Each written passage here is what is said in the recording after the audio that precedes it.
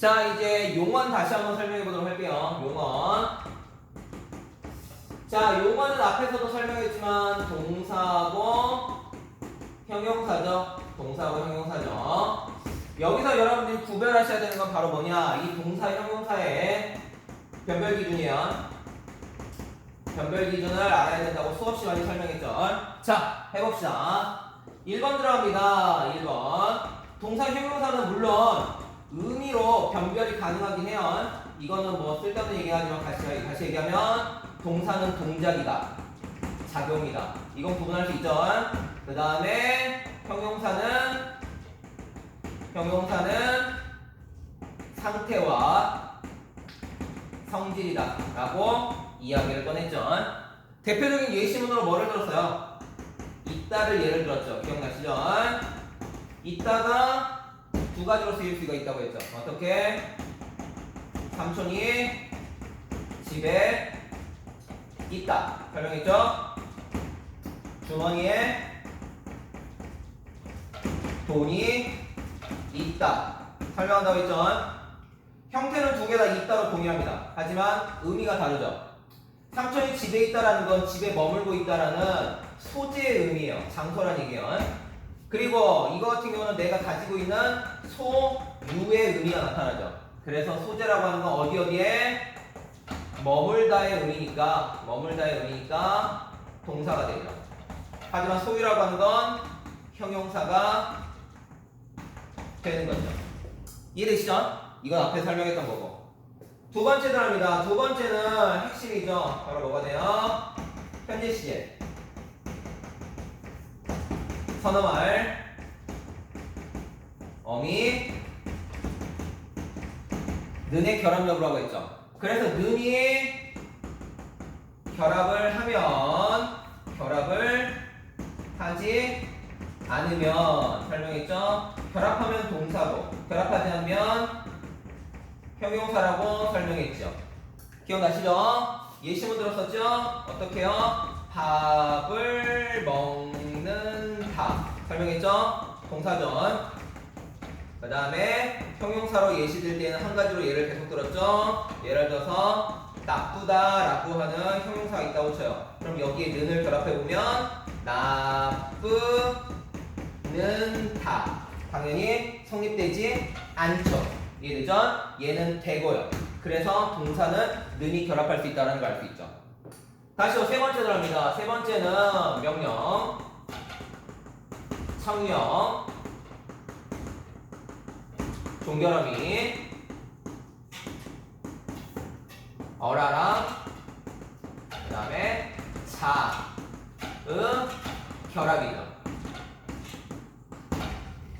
어라가 명령이고 자가 청유가 되죠.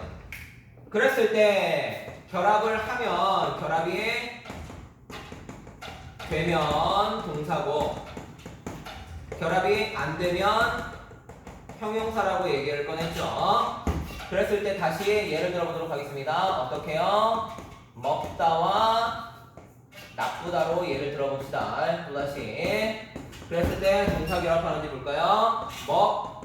먹어라 되전. 밥을 먹자 되전. 하지만 나뻐라 안 되전. 다시요. 나쁘자 당연히 안 되죠.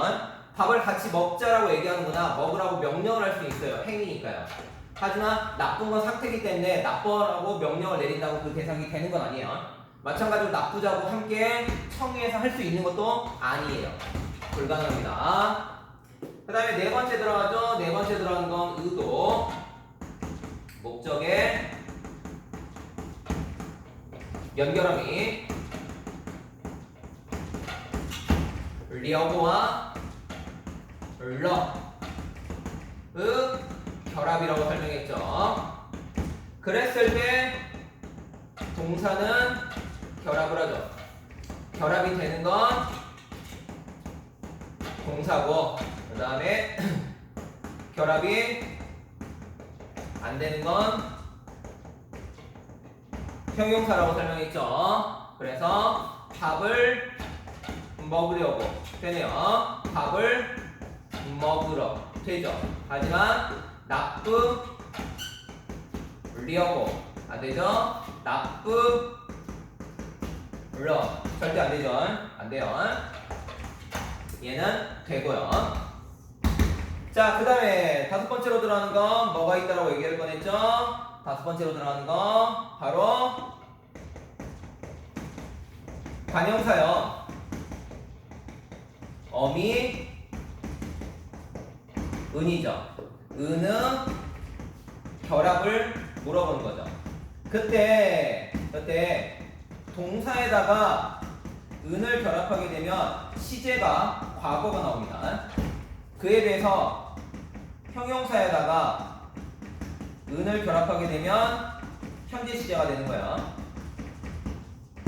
현재 설명했죠?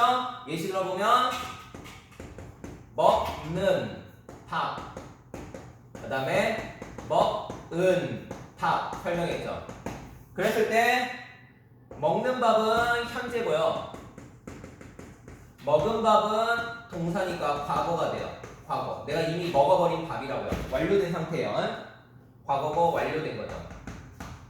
그에 비해서 형용사로 예를 들어서 예쁜 꽃 이래 보게요. 그럼 예쁘는 예쁘에다가 은이 결합한 거죠. 이렇게 들어가면 내가 지금 보고 있는 꽃이 예쁘다라는 거죠. 시간이 현재가 나타납니다. 이해되시죠? 즉 이렇게 동사하고 결합하면 시간이 과거가 나오는데 과거 시제, 여기는요 형용사하고 결합하게 되면 현재 시제가 나온다 라고 할 수 있어야 돼요. 여기까지 이해되시죠?